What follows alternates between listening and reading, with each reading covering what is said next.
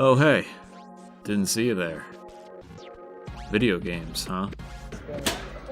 Sorry this took so long. I know it's a bit unfortunate for a year top 10 list to be released on January 19th. What the fuck? But things have been overwhelming.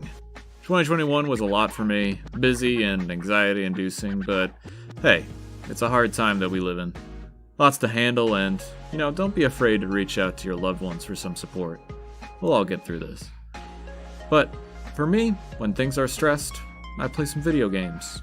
And that's good because now I can actually make this list.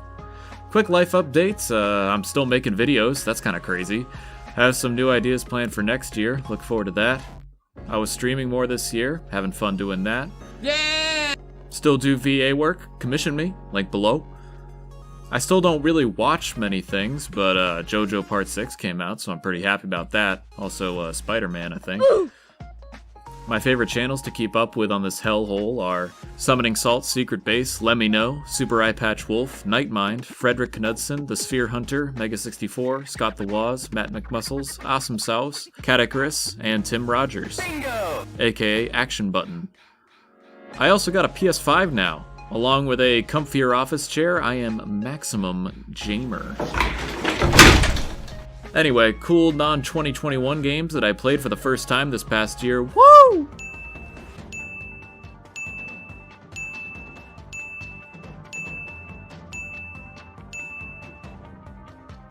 But yeah, on to the main show. An interesting year in terms of the games I played and enjoyed, and I think that'll become apparent as the list goes on. Also, here's some of the games that were great that I didn't play. Probably would have made the list if I got to them, but sorry. I'm just one dude.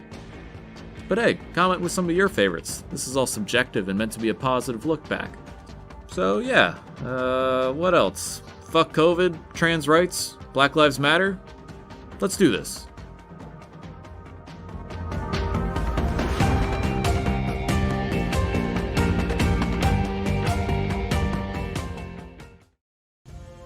Okay, to be honest, I was pretty unsure as to whether this game counted for 2021 or not, and part of me wanted to not include it considering that fact, but hell, I can make an argument for 2021, and this was probably the year where it will have given me the most entertainment because, goddamn, Splitgate is so much fun. Yes, it's just multiplayer. Yes, there's things like microtransactions and loot boxes, and yes, one could argue that something like Halo Infinite is a much more complete package. You're not wrong. This is just what me and my friends happen to get into and sink hours upon hours of game time in, because at its core, Splitgate is really fucking fun. The movement and shooting are all top-notch, and the Portal gimmick really offers a different dimension to all the various maps and game modes.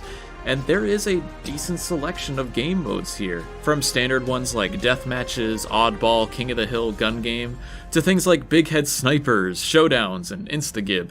And every one of them is so entertaining. It's bare bones, yeah, but the foundation here is superb, and it's very easy to convince anyone that Halo shooter meets Portal is a gimmick that really works.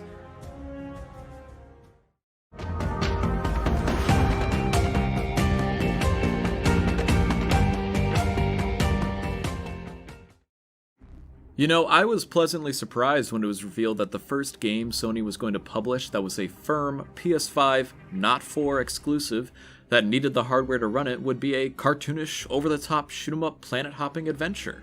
What about Returnal? And the Demon's Souls remake? And the tech demos Sony put out. Okay, Insomniac's first PS5 exclusive that wasn't released on anything else. Okay, you know what? I'm really happy that the cartoony sci-fi world of Ratchet & Clank looks so goddamn good and runs so smoothly on the PlayStation 5. That's the thesis statement. Seriously, given what I had played prior to obtaining my PS5, this is what was the best showcase of the console's capabilities to me, and this first-hand exposure to what the next gen is going to be like. I absolutely love how Insomniac created these incredibly detailed and varied worlds that are a joy to gawk at and explore. In terms of gameplay, it's still the same fast and fluid fun shoot-em-ups that have continued to be perfected with Ratchet & Clank over the years. So many fun weapons, enemies, and bosses to run through in a short but dense adventure. It's a fun story as well. I wasn't really a fan of the writing of the 2016 reboot, but I think aspects such as dialogue and interactions are vastly improved in Rift Apart, with the standout being the dimensional counterparts Rivet and Kit, resulting in a charming ensemble cast that really bounces off each other rather well. There's really not much to complain about with this game, and I think that's the main takeaway. Sure, I think there's an argument to be had that it's primarily unambitious, but for a game to just let me get sucked into its world, enjoy some mindless shooting with endearing characters, I can be more than satisfied with that.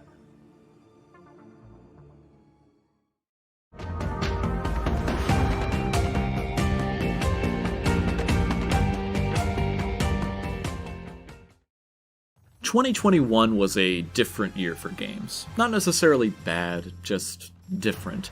There were so few notable and worthwhile AAA titles released, and it felt like a lot of independent or AA games picked up the slack as a result. I think in a lot of ways this year felt the impact of COVID on the dev cycle more, whereas 2020 had most of its entries close enough to completion that they could see things through. 2021 we felt the chaos truly settle. I bring up this lack of predominantly good AAA games because when the year came to an end, there was definitely a void there in terms of what would be the critical Game of the Year darling of publications and awards shows. That is, unless... Look, I'm giving Deathloop shit. Arcane didn't mean to fill that void, as I mentioned, but it did kind of happen during the fourth quarter. Is this game a 10 out of 10? No. Though, it's still very good, and worth your time though, especially if you're a fan of Arcane's Dishonored series. There's a lot of aspects to the shooting and level design that feel like a natural evolution and expansion of the claimed systems and map design introduced in Dishonored. Itself a natural evolution of the Thief series, which I'm a big fan of. Initially, after starting this one, I was a bit nervous. I thought this was going to be an in-depth roguelike stealth game that, because of its pacing, would really drag for me in terms of that genre's repetitive nature. But that's really not what we're given here. It's honestly a lot more reminiscent of Majora's Mask, which, you know, it's a fairly standard flowing single-player campaign where your goal is to get as much done in a given day as possible, then the knowledge from that day being used to accomplish new objectives and explore new missions from the next day. Altogether enough information to assemble the perfect day to accomplish your end goal. It all truly does flow together to make a memorable and engaging campaign with stellar art design, characters, and performances all around. The idea of killing 8 targets in a day is pretty straightforward, but the way the game runs wild with it and keeps you guessing how this can be done is thrilling, with top-notch FPS and stealth mechanics that kept a smile on my face no matter what my immediate objective was. It does get a little easy after a while, and certain aspects might seem a bit roguelike repetitive, but overall I felt engaged the whole way through, with an extremely satisfying adventure from start to end, with clever ideas and a wild world that kept me sucked in to keep looping over and over again to finally break the loop.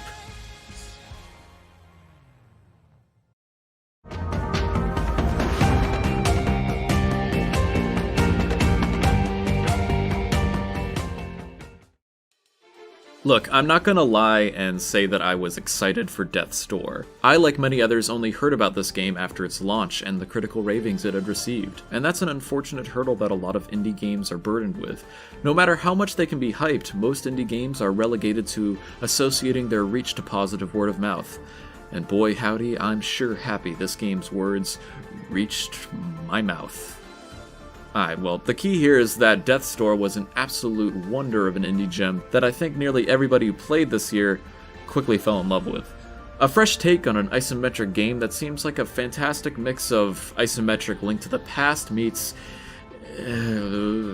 Dark Souls. Look, I'm sorry, but that's what the combat and dungeon design reminds me of, but in a very, very good way.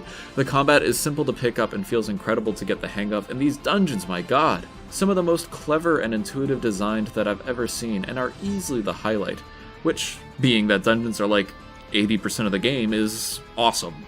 They're able to make the world's dungeons feel unique, compact, easy to navigate, and fun to explore, something that relieved me quite a bit. I'm not the biggest fan of Souls-like combat or checkpoints, and it caused me to worry if I would stumble through this game. Not the case at all. In fact, it might be a decent stepping stone for those like me turned off from those sorts of hallmarks. Though I will concede that a lot of my enjoyment will stem from the superb usage of the Zelda-like items and enemy designs as well. The atmosphere, characters, and soundtrack know precisely when to be both incredibly charming and somberly melancholic. Oof, and that soundtrack, definitely one of my unexpected favorites of the year. It's an incredibly fun journey where my only major complaint is that it can feel just a tad short. But hey, if the biggest flaw in your game is that I wish I could play more of it, you must be doing something pretty right.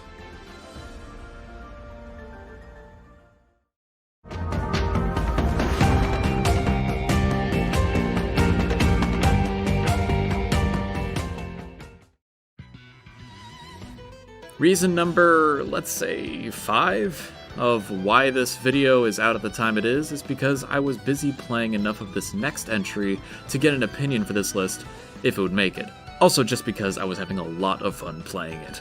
Tales of Arise is the latest entry in the long-running Tales series from Bandai Namco, but it has come after a sizable break. 5 years since the last entry Berseria to this one, which is noticeable. This series is quite prolific with its release schedule. The reason for this delay was apparent. The developers of Tales wanted to make sure they could reinvigorate the long-running RPG series to satisfy both returning fans and newcomers in the next generation.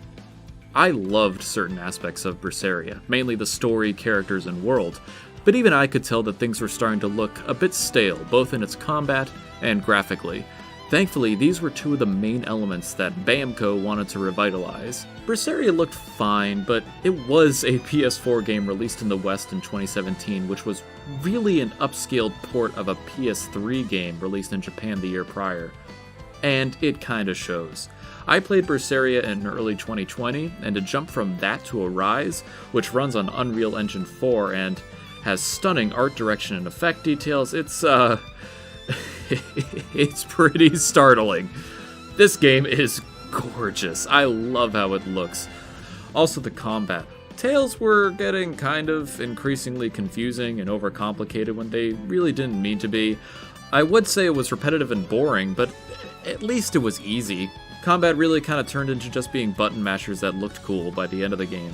Here it's been majorly streamlined. A lot of hallmarks are still there with arts, 3D arena battles, and a good combo party system, but now things like better art management, new special attack mechanics, improved AI, and the cure point system.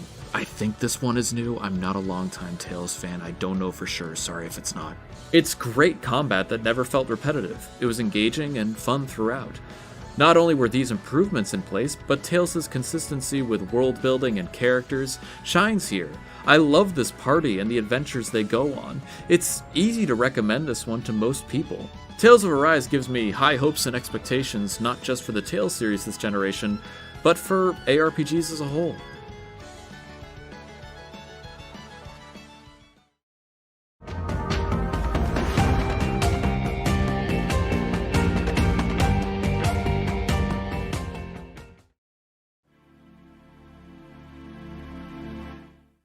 Come on, Capcom. You've been keeping new Ace Attorney content hidden for long enough. You clearly care about the series.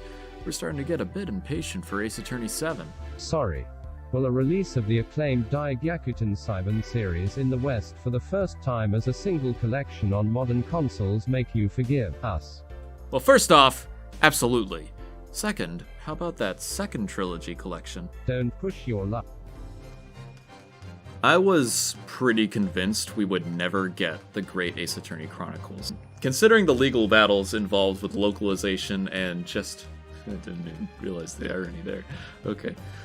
Considering the legal battles involved with localization and just the amount of time since the game's initial release in Japan, but here we are. Capcom surprised us this year with the release of not just one, but both of the Gyakuten Saiban games together as a collection for the first time, and I gotta say, it was worth the wait. In this entry, we are given, in my opinion, some of the best examples of what makes Ace Attorney games so great. Lovable characters, engaging cases, and a charming visual style that hooks you in almost immediately. The setup of a Japanese defense lawyer having to face the prejudices and troubles within the foreign land of Britain during the late 19th century is fantastic, and carries the arcs of these characters all the way through. Characters that are some of the best written in the series, some that I can never get tired of throughout my entire playthrough, which is quite the accomplishment considering how much game there is to be had here. The value is insane. You're getting 2 full 5-case-long Ace Attorney games at about 40 hours each, all for less than a full-priced video game. The games look great and so charming in HD, and show off all of these creative environments, as well as the interactability of the evidence used in these mysteries. Something that I can't imagine going back to experiencing on the 3DS screen. That availability makes this absolutely one of the most accessible games in the series. Combine that with the Trilogy Remaster, and there is no excuse for someone on the fence to finally give this incredible series a shot. I'm, as I joked earlier, of course still eagerly awaiting the next entry in the mainline series, but Ryunosuke and his friends are more than enough to satisfy my Ace Attorney fix for now.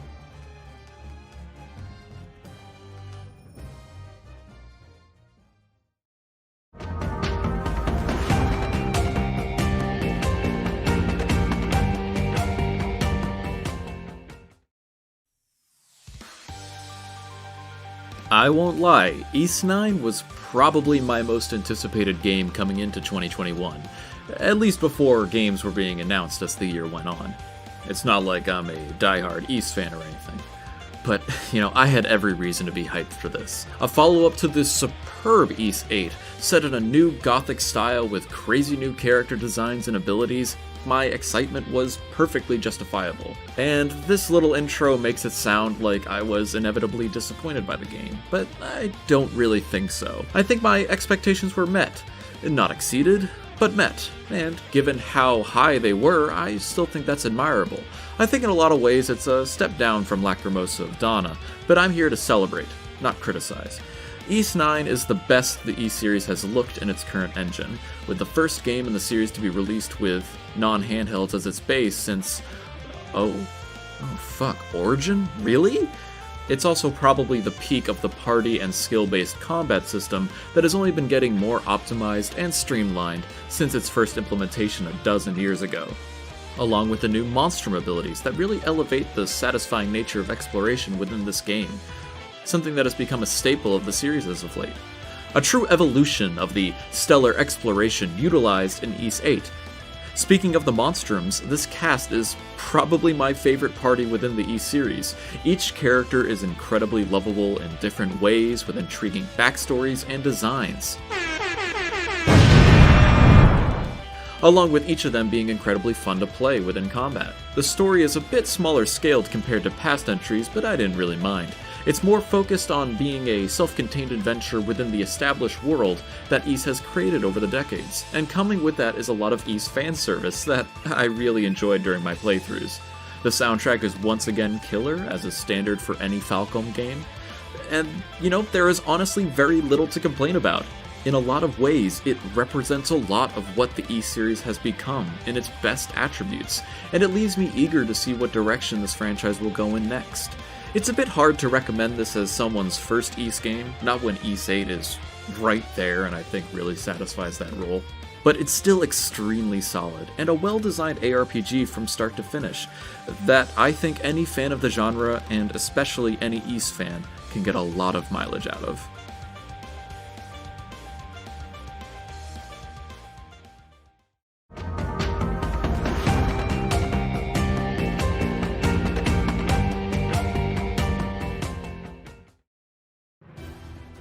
Look, I didn't mean for this to become a trend. Me playing some masterful RPG for the first time only because that it happens to have a definitive remaster come out in the current year. A version that makes it suddenly relevant again and becomes the perfect opportunity to experience it for the first time. Look, for a remaster, even one I hadn't played before, to make this list, it has to be a masterpiece. And hey, they both came out originally in 2010. What are the odds? Oh, Sonic Colors. You thought I was talking about you? Don't worry, you're not an RPG, plus I've already played your game. Oh. Also, your remaster was shit. No, I'm talking about Nier Replicant version 1.2247448. We're just gonna call it Nier Replicant. Look, take it from me, someone who was in love with the soundtrack and story of the original Nier without unfortunately having played it. Then falling in love with one of my favorite games ever, Nier Automata, I was immensely looking forward to finally playing the original, with some much needed touching up. I think certain aspects of the game, such as its pacing and certain grinding issues for collectibles, could have used some reworking, but beyond that, that's about it. The two main noticeable touch-ups with Nier Replicant are its graphics, both in the textures and models, receiving a much-needed upgrade from the budgeted looks of the original, as well as in the combat. Now, while it's not really comparable to what Platinum did with Automata, we still are now given a fluid, exciting, and relatively customizable combat system that definitely remains engaging the whole way through. Something that really was hard to justify in the original. All at a good frame rate as well. No, beyond those objective improvements, we're still left with one of the most engrossing RPGs I've ever played. A world and characters that are so easy to fall in love with. The twists and turns we take will have you running the full gambit of emotions the whole way through. The world's facelift has done wonders to sell the moody, dying world while no longer being bland in its palette or art design. It's thought-provoking, well fleshed out, especially with the added ending, and will stay memorable to me for years to come. It's hard to say which I like more. I think the story and characters of the original Nier beat Automata by a hair, but the superb combat of Platinum Games I think elevate Automata to a definitive 10 out of 10 in my eyes. As for the music, well, I don't think we would survive pitting two gods against each other. In any case, I am so ecstatic that this remake exists, as I think this is more valuable than its placement predecessor from last year in my rankings, Xenoblade Definitive Edition. With this remaster, Nier Replicant truly elevates the game from just a cult classic to simply a masterpiece of a game.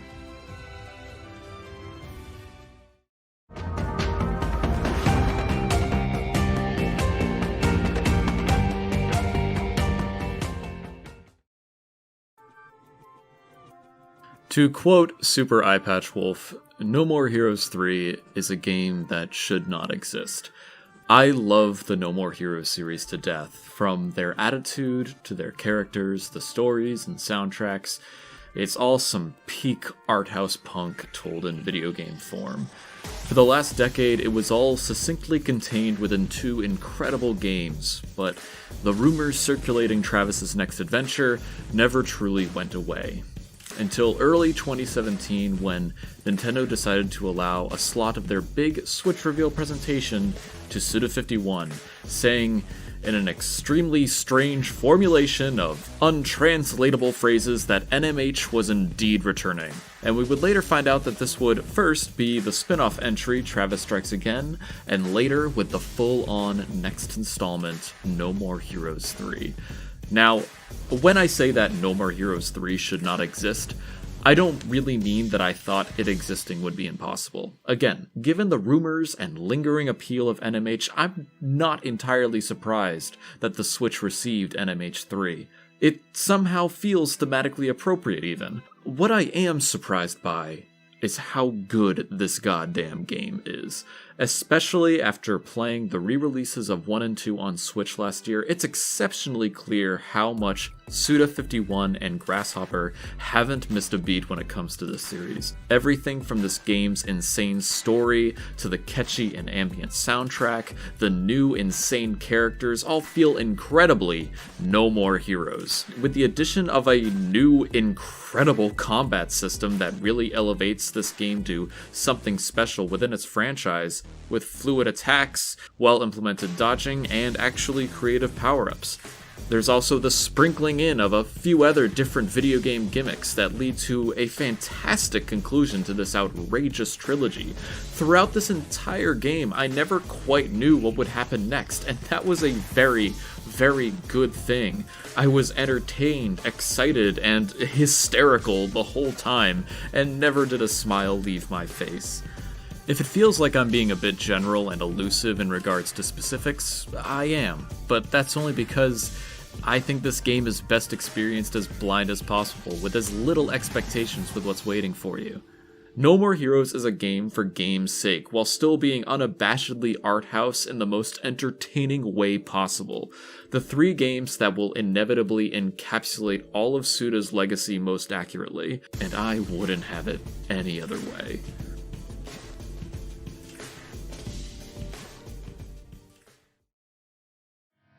Honorable mentions time!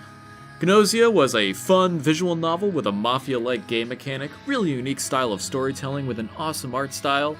Scarlet Nexus was a super slept-on RPG by Namco, which I was surprised that they just kinda let that division go off this year, I guess. Splitgate in this game battled for the 10 spot, but I put Split on just for variety's sake, really. Griftlands was a great roguelike deck builder from the folks over at Clay Entertainment, and Knockout City was the other multiplayer-focused experience that got a lot of fun and playtime out of me. This one surprised me more, though. I did not expect to get as much out of this game as I did. But anyway, yeah, on to number 1.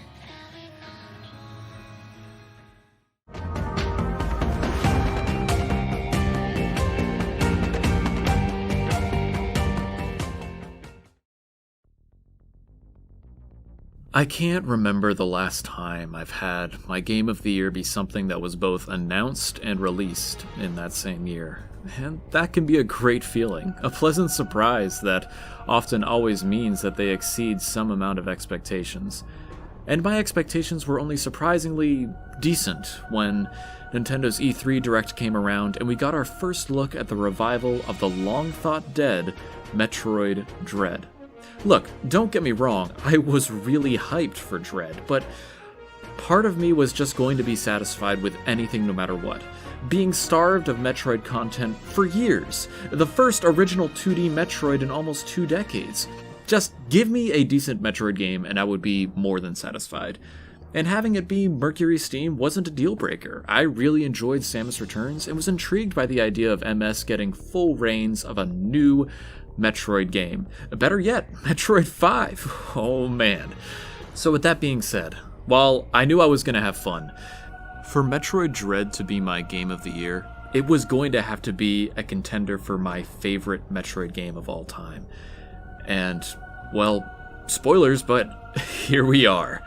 I was nearly brought to tears just by the continued continuity of some of my favorite games ever made. Mercury Steam and Nintendo have created what decades worth of the Metroidvania genre has been leading up to. The atmosphere and world design is top-notch, Samus's movement and fluidity is the best it's ever been, and the level design is some of the greatest the genre has to offer. The development team truly understood not just what makes an action-adventure game great, but what makes a Metroid game great. I was floored by how well the progression felt so definitively Metroid in the best possible way. Full of classic power-up staples and some new additions to make things feel fresh, including the new ME threats lurking that add just the right amount of tension to offer an awesome new experience in this new world. The bosses are superb highlights as well, taking full advantage of finally being able to put a Metroid game on modern hardware. Displaying some massive threats, and the insane ways that Samus is able to put these guys down. Speaking of Samus, it shouldn't be understated just how single-handedly Dread was able to turn around Samus's character. Gone is the butchering and demeaning outlook presented from the most recent original entry starring Samus. We have a return to the stoic, hardened, badass bounty hunter that has seen some shit and gets shit done. I love this portrayal and design of Samus so much, and I hope it's a sign of things to come. Like NMH3, I'm kind of hesitant to say anything more specific because I desperately want anyone who owns a Switch to go out and play this game. It's a must-own in your library. If anything else, while there wasn't anything too big to drop this year, I'd still say there were highlights in other ways. For me, this was a year where, against all the odds, certain entries that ran the spectrum from development hell to constant hype rumors to straight-up vaporware were finally released. Games that had lofty, exponentially growing expectations and somehow were able to see the bar and meet the challenge. And that gives me hope that the passion and creativity in this industry has not gone away, or is even diminished in the face of this cyclone of a world right now. Games like these 10 give me a lot to be happy for, while appreciating the people I care about when things seem uncertain. And games on the horizon keep me excited and looking forward to times ahead. And given how 2022 is set up, we have a lot to look forward to.